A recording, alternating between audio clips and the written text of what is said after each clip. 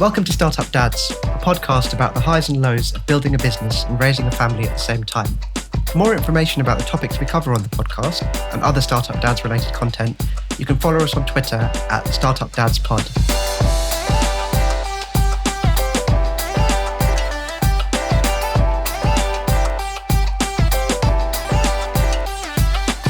I'm Amrit, co-founder of Hyper-Exponential, a tech startup that I co-founded in 2017. It's grown from a two-person team working out of my kitchen to a profitable business with several large clients and more than 20 team members across London and Europe. I'm also dad to Evie, my first child, who was born last December. So this week on Startup Dads, I'm delighted to say we've got Dan Murray-Serter on the podcast. I don't think Dan needs a lot of introduction. Any of you who are following podcasts about entrepreneurship, startups, or anything in that area will know Dan. But Dan, can I pass it over to you and say, what makes you a startup dad? Yes, absolutely. I am having a daughter in August, so that will make me a startup dad. I am then generally prepared because I've got two adorable ragamuffin cats who are my life and my existence and have been for the best part of a decade now, about 8 years. They very much behave like they are my children. Although, albeit because they're cats, they're very easygoing and independent children. Don't get me wrong. I'm not genuinely. I've had dogs as well. I know that dogs are much more like having kids than cats are. But I'm very lucky. I've got two cats who have all of the positive temperament that you would want out of an animal without any of the bad. So I wouldn't necessarily call that the same as what I'm expecting with my demanding daughter incoming. That's brilliant. I think it's, with children, it's better to get some practice rather than nothing at all.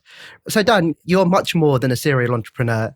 You've made multiple investments and you speak to some of the most impactful business leaders on a reasonably regular basis. So my first question for you is, how has the way you perceive an unknown challenge change over time? You've done lots of these things over and over again in parallel, amazingly as well. So when you see unknown challenges now, how's the way you feel about them, the way you go after them? Has that changed much? An unknown challenge. It's a great statement. As I guess any challenge worth fighting is unknown to an extent. On a personal level, starting Heights was a very relevant experience in an unknown challenge because I think it's a big competitive advantage to have no understanding of an industry. You still need skills and you still need the skills that you have, and your skills might be in an accountant, whereas someone else's skills might be legal and someone else's skills might be, sales negotiation. Doesn't matter what the skill is, but not knowing anything about the category, in my opinion, I use the example of Heights because we've started what we call a brain care company. So we're trying to create a new category in brain care because we feel like mental health is very stigmatized and kind of lost its power. And for whatever reason that might be, we feel like it's worthwhile starting a new category of brain care, all about how people can take the steps on a daily basis to look after their brains. The product that we make is a completely bespokely designed supplement with 20 of the key nutrients that your brain needs to thrive according to science, all designed from the ground up. Every ingredient was sourced from an independent supplier of the highest quality, yada, yada, yada. And the reason I'm telling you all of this is because that's not how you make these products. There's a lot of broad understanding in mental health that if you have a mental health problem or you're looking to improve your mental performance or your mental health, you do so on a psychological level. And there isn't the awareness that actually just as important is fixing it on a physiological or biological level. So in this case, nutrition.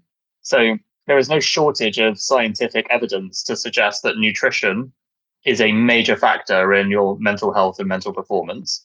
But there is a broad misunderstanding in society because no one that has a mental health problem or tired or on a surface level, tired and low energy, on an extreme level, really anxious and, unable to focus. We see these as faults within ourselves. And so we try and cure them on psychological levels. But actually, my own experience taught me that it's often a physiological level as well that can be cured with nutrition and hydration. So an unknown challenge there is, how do you explain this to consumers when there isn't a widespread understanding? How do you approach the topic, which is one of the reasons why we came up with this idea of brain care, basically from the beauty industry. skincare, hair care, oral care, nail care. These are all industries that have taught us to take small steps on a regular basis, on a daily basis, and that small things compound over time to slow decay and keep us looking and feeling healthier for longer. So we took inspiration from there. And the unknown challenge in this product, if you speak to nutritionists or dietitians or people in the supplement industry, they all told us to make products exactly the same way. And if you do that, that's not a problem. But ultimately, you're not standing out. You're not differentiating. You're copying what everyone else is already doing, which might well be part of the problem. So going back to sort of first principles thinking with, what is Joel good at, my business partner? What am I good at? What is our chief science officer, Dr. Tara Swart, good at? How do our skills combine to this unknown challenge?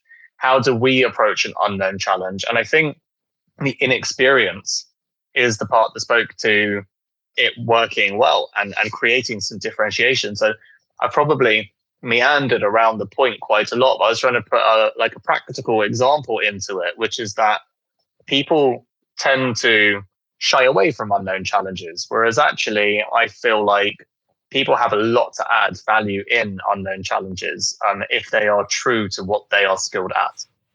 I really love that, actually. I think the idea, actually, that when you set up a business, you're trying to solve a problem, right? And actually, you know that problem, otherwise you wouldn't be trying to do it. So it may feel very unknown. I mean, there's lots of talk in the startup world, isn't there, about whether you should have come from the industry you were in.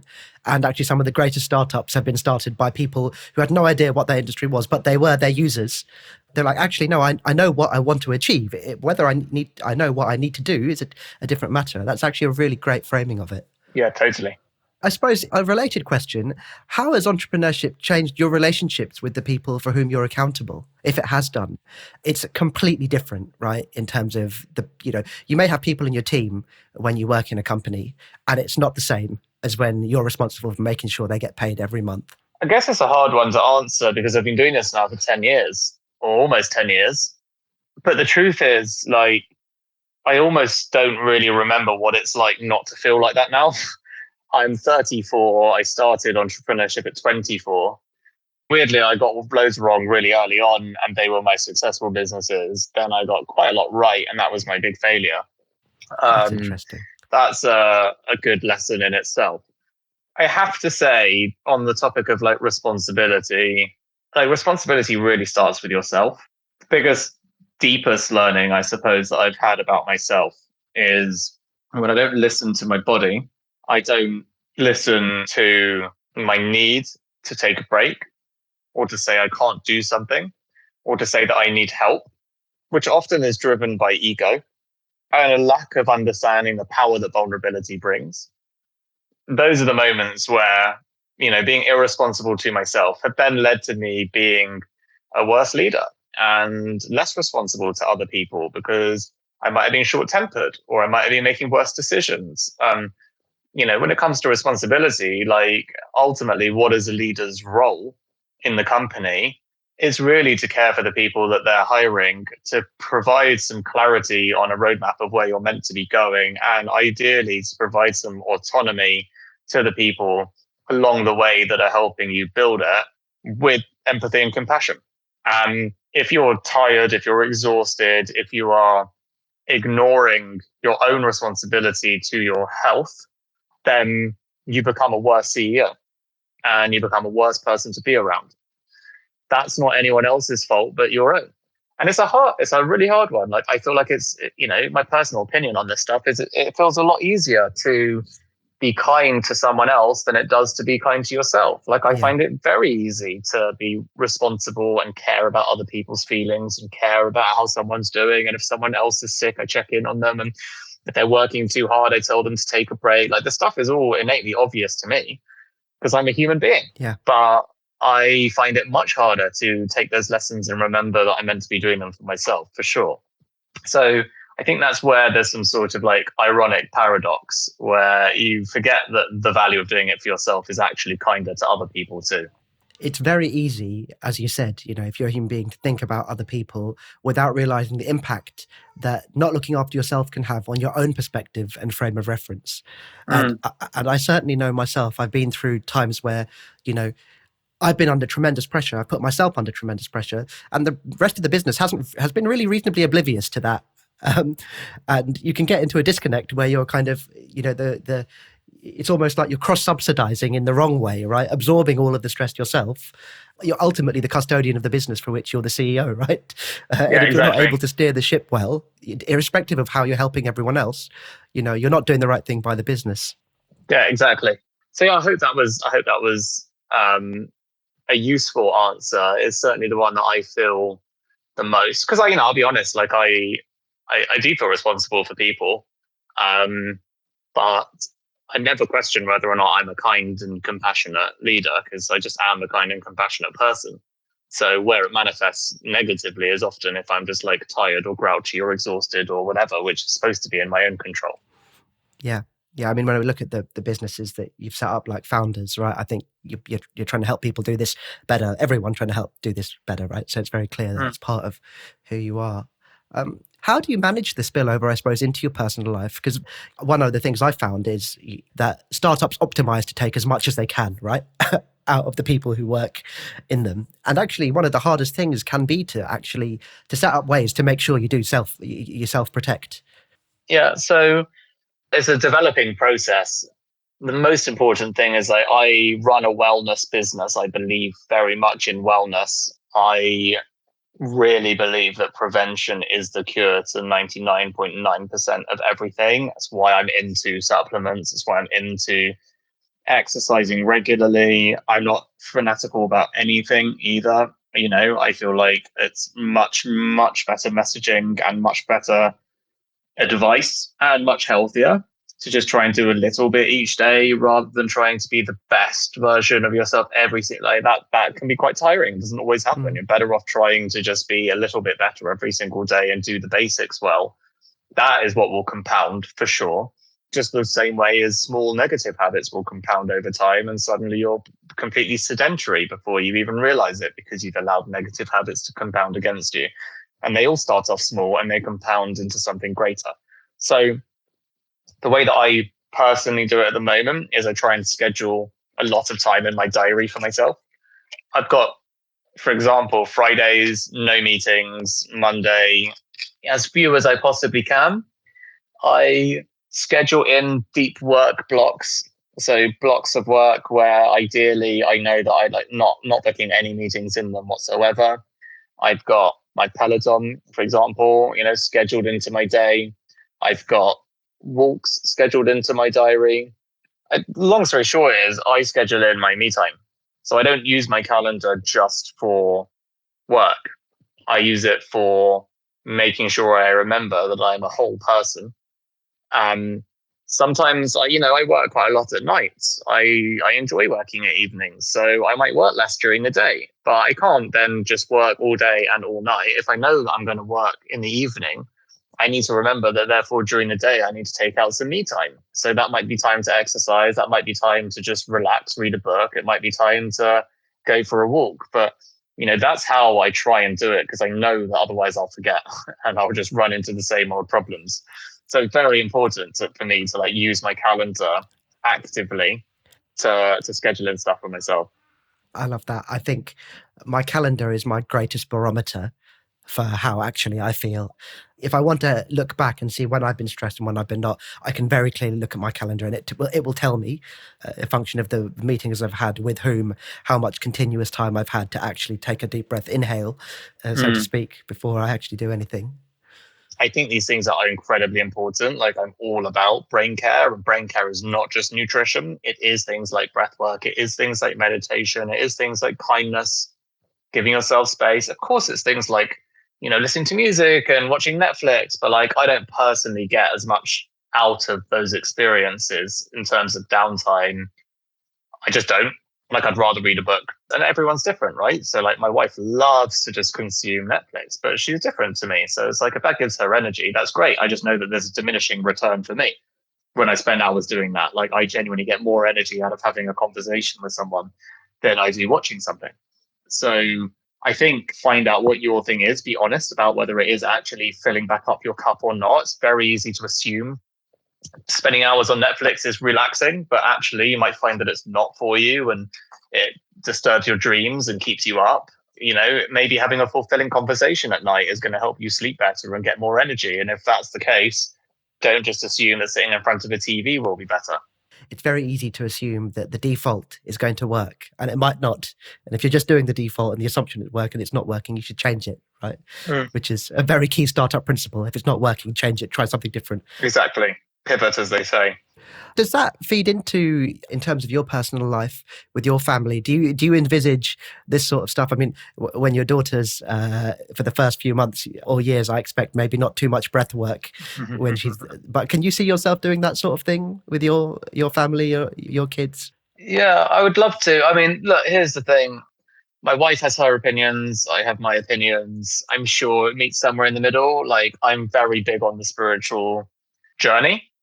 I think for me, the best way to improve your mental health is to lean into your spiritual health and just listen. And it's hard because it's noisy. Whilst I don't prescribe to any religion, I believe in being spiritual without religion, as in I also believe in being spiritual with religion. I just happen not to be religious personally. And so I look forward to continuing to learn in that journey and hope that my daughter is interested in it and that it can serve her well. But she might also love religion, and I don't. But that's her call to make. I also say a lot of this stuff with absolute self-awareness that there are no absolutes in this. Everyone, Mike Tyson, everyone has a plan until they get punched in the face. Well, I imagine that's very much the case of having a daughter, right? So I've got all the best intentions.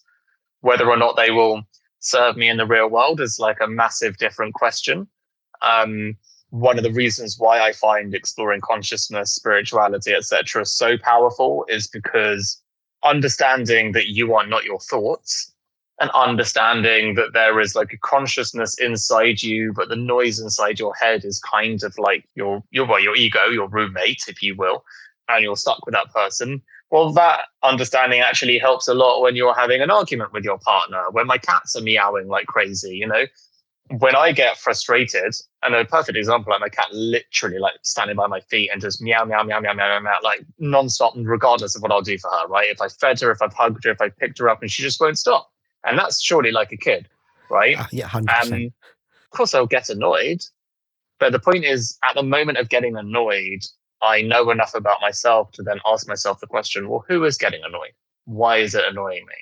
How can I use this opportunity as a moment for growth? And should I really be getting annoyed? And I know that it sounds ridiculous, right? To say, again, just you wait, mate. Have that on repeat nonstop and see if you're able to access those higher power thoughts. And the answer will be, well, possibly not all the time. But it's very much trying to get out of my monkey mind, very much trying my best to get out of my reactive state as often as I possibly can. These are incredibly important skills to learn in entrepreneurship. Yeah. It's just like death by 1,000 paper cuts in entrepreneurship. Like 1,000,000 frustrating things happen to you every single day. And so you have to find a way of dealing with it that serves you. And my way is trying to explore it from a conscious perspective. And I do think that whilst I fail all the time, right? I let my emotions get the better of me, and then I, get angry at myself, etc., etc. I believe that by continuing to understand and learn from that process, hopefully I'll find the patience overall, especially in those first few months when I understand that my patience is going to be very tested, especially when I'm not sleeping, etc. I like to think that at least having that higher level awareness in my head is going to help. What you've described there about how these are such valuable lessons for entrepreneurship, those carry over so much into fatherhood. Because I think, you've talked a lot about trying to stay centered and make really valuable, objective, balanced decisions by like managing yourself.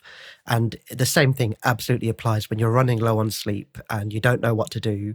And actually there is always a glimmer of light. And there are always things you can do. And it feels often like you can't. And I think, going into it from that point of view, I'm not religious either, but I like your way of spirituality. But for whatever it's worth, I do send a small incantation to the sleep gods for you that your daughter is a sleeper. But if she's not, you make it work, and trying to stay centered is super valuable. Thank you. Taking it a slightly different direction now, when you think about other people who have been your best mentors, again, you've made so many investments, you've worked on so many businesses. You can call out individuals if you like, but I suppose what I'm interested in, what's made them the best mentors for you? What have you found? The characteristics of people who've been just so valuable in your kind of entrepreneurial journey. Well, on a personal level, the ones with a sense of humor. In the studio when I'd be meeting people for secret leaders, it was very easy for me to figure out which ones I was going to be able to build long-term friendships with and not. Very easy to go through life very serious. Like, people take themselves so seriously, and I find it funny because no one else is taking them that seriously. Yeah. So on a personal level, I think it's incredibly important to have a laugh. I don't have any official mentors, but in many ways I also do. I'm able to call up amazing people and ask them for advice. And I have done regularly. When I was starting Heights, I called up Michael Acton Smith, the founder of Calm. I called up Nick Jenkins, the founder of Moonpig. I called up Damien Bradfield, the founder of WeTransfer. I called up Anne-Marie Huby, the founder of Just Giving. Renee Elliott, the founder of Planet Organic. These are all people I called up multiple times for advice, for tips, for feedback, all of whom I met during Secret Leaders. They're all people who have a sense of humor. And, one of our values at Heights is keep a sense of humor and humility. Like, monetary success solves a bunch of problems, sure, but it doesn't solve all your problems. If you have a noisy ego and you're not able to appreciate what you have today, you won't appreciate the success you have in 10 years anyway. If you can't have fun and enjoy the ride in all its absurdity, and your ego is so great that not only you can't have a laugh at yourself, but you're also just on it. And I do feel like a good sense of humility is relevant for humor as well, because again, it's related to ego, it's related to being able to poke fun at yourself. Like, you're not able to do those things if you're such a serious person about your beliefs and so stuck on how you want people to perceive you. You don't really get to control how other people perceive you. So the best leaders that I have found in my personal experience have absolutely been the ones who are kind, funny, often self-deprecating for sure. And like I say, low ego. And they tend to enjoy the success a lot more as well. Yeah. I hear very strong themes of stoicism when I hear you talk, and that idea that you can step outside yourself and realize that what you're doing at any one time isn't what defines you. Yeah, for sure. When I failed my last business, someone bought me Marcus Aurelius Meditations, and I found it an extremely helpful book. It was the first book I read after failing, actually, and I just found it super, super helpful. So yeah, that is a good observation. Well, I want to sneak one quick question up before we go to the final parts, if possible. So I'd heard that Sebastian Siemiatowski, the CEO of Klarna, he has 3 kids under 6, and he's also the CEO of Klarna. That's mental. It's absolutely wild, isn't it? So I was going to ask, whom do you look up to as a startup parent? Someone who is smashing it at both. I've got 2 people. Rachel Carroll from Koru Kids, who's got 2 kids and a brilliant business, Solving Childcare. And then Alexandra DePledge, again, 3 kids, I think. And, she's running a brilliant business with Resi, which is the largest architectural platform in the UK, which she started whilst they both started these businesses and were fundraising whilst having kids, breastfeeding on Zoom calls and all sorts. Puts it into perspective. Never mind startup dads, like these are startup mums, and they are absolute warriors. And I very, very, very good friends with both of them, and they are consistently just the most admirable founders that I know. That's absolutely brilliant. So, Dan, last question before we wrap up with startup shoutouts. What's the biggest lesson you've learned from your journey in entrepreneurship that you want to pass on to your kids?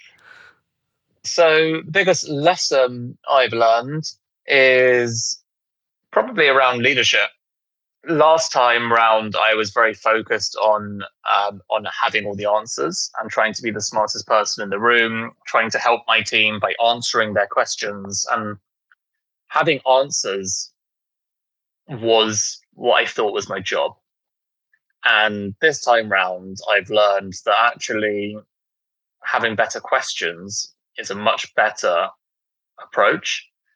And my job is to enable other people to find the solutions. And so now when people try to come to me with a question that needs an answer, I've learned from experience how that doesn't scale and it doesn't help. And that the only real way to build a company that lasts is to put the power back on the people that you hire and enable them to answer the questions that need answering. So my job is to ask the questions and their job is to answer it, not the other way around. So that's a lesson I learned the hard way. If you don't learn that lesson quickly, I do believe that you will be doomed for failure because you are a bottleneck as a founder. You cannot answer that many things. You can't process that much. You're not that much smarter than anyone else. You just have a different risk appetite. That's what makes you an entrepreneur, but it doesn't mean that you're smarter and it doesn't mean you're going to have more ways to find the answer. So therefore, don't try and have all the answers. Ask the questions back and make sure that you're listening to them. And, ultimately, let other people make these mistakes as well, because you're going to make these mistakes yourself. So I'm pretty sure that they will make those mistakes too, but you'd be forgiving to yourself making the mistakes and you'd ask yourself what you learn and how you're going to improve from that point. And so the same is true with them. That's my opinion of it anyway. Really resonates with me, particularly as a business scales. It's very easy at the beginning to think that that's the solution. And as you say, that is not a scalable in any way, shape or form way of, leadership running a business, because you just get more problems than you're, as you say, qualified to or capable, have the capacity to take on. Startup shoutouts. So let's wrap up with our regular feature, Startup Shoutouts. So Dan, we'd love to give you the chance to do your own startup shout out. Well, I've got a couple really. So I've been doing startup radio on Saturdays on Clubhouse, and I've been, using it to help answer people's questions wherever I can. But also found a couple of brilliant startups through doing it. One was a company called Oatsu, Oatsu, who made delicious vegan, like gut-friendly Bircher mueslis in like delicious little pots that were breakfast. And Lauren, who was the founder, was just, asking a bunch of questions, sharing a lot of issues she was having and looking for some helpful advice. And like a bunch of us just bought her products because it's very easy to convolute in startup land, by the way. Like, how can you help a founder? The answer is really simple, especially if they're a consumer business. Buy their product and then give them feedback. So if you really want to help a founder, you buy their product. If you don't like their product, tell them and tell them why. That is so helpful. If you do like their product, tell them and tell them why, and then tell a friend. It's just literally so easy to help a founder. Obviously, it's harder if you do B2B SaaS contracts. You can't spend thousands of pounds on everyone you meet. But, this cost me 30 quid to become her customer, then give her feedback. And the product was so good. So I had all these delicious Bircher mueslis last week. So I definitely wanted to give a shout out to Oatsu. And then similarly, Nicks and Kicks, which are these really delicious drinks that are spiked with cayenne pepper, basically, which sound like they're spicy, but they're not. They just have like a really nice, lovely kick, but they're not in the slightest bit spicy. And they've been so delicious that my fridge is now full of them. And so is my mum's fridge.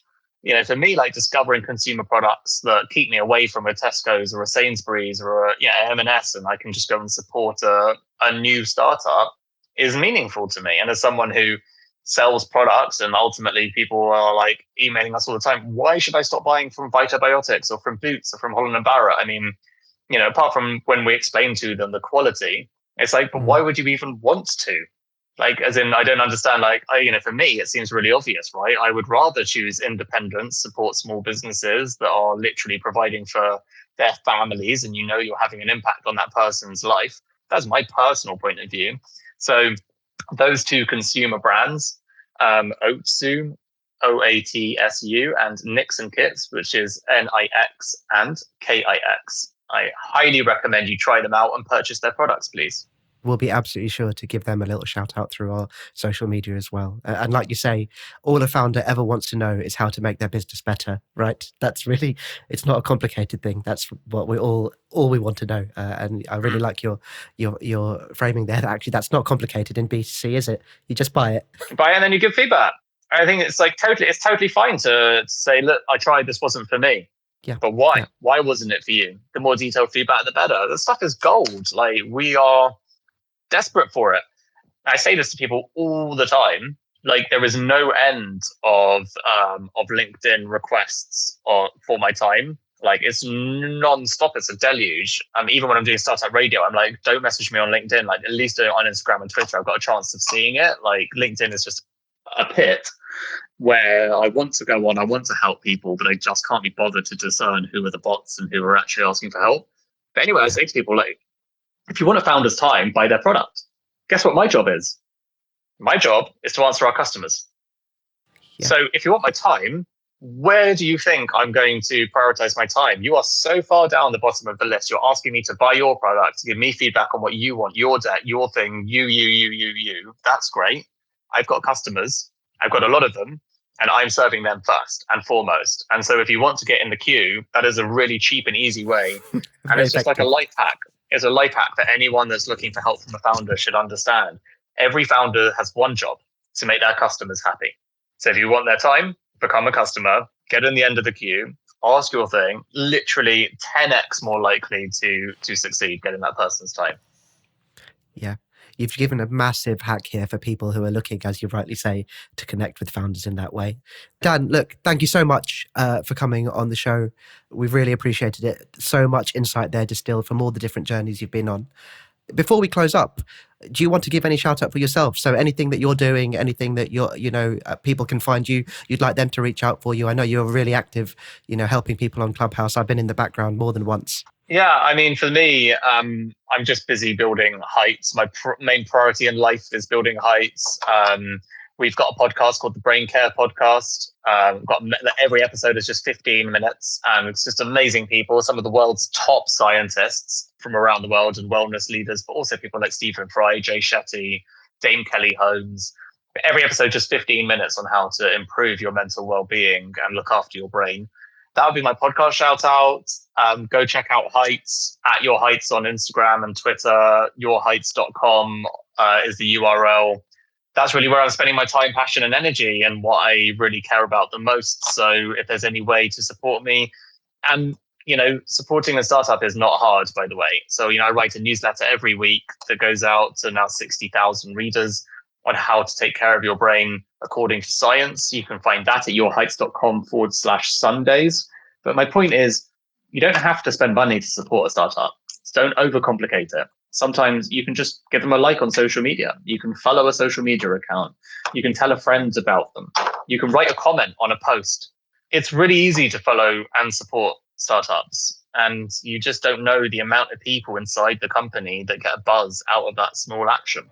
There's always a way to help someone. So take an action and do it today. I think that's the perfect way to wrap up. Dan, again, thank you so much for coming on the show. That was fantastic. Thank you, mate. Lovely to be here. Many thanks to today's guest. You'll find links to them and their work in the show notes. It would really help us if you shared the show with a friend or colleague. So if you know someone who might find this podcast valuable, please pass it on to them. If you'd like to connect with me, reach out on Twitter at StartupDadsPod.